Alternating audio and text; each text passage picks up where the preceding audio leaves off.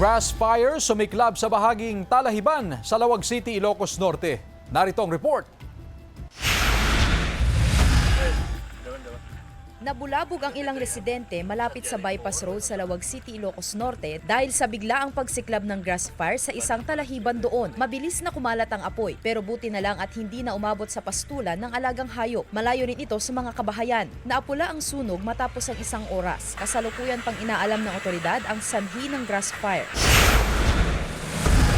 Sa Baguio City, agarang rumisponde ang Baguio City Fire Station sa sunog na sumiklab sa isang residential area sa Block 4, East Quirino Hill kahapon. Nangyari ang sunog mag-aalas 8 ng gabi. Alas 8:45 ng gabi nang idineklara ng BFP ang fire out. Apektado sa insidente ang isang pamilya pero wala namang naiulat na nasawi o nasugatan. Patuloy na inaalam ng mga otoridad ang sanhi ng sunog at ang kabuuang halaga ng pinsala. Nagpaalala ang BFP sa publiko na maging mapagmatsyag at sumunod sa mga alituntunin sa fire safety upang maiwasan ang kahalintulad na insidente. Sandy Salvacio, One North, Central Luzon.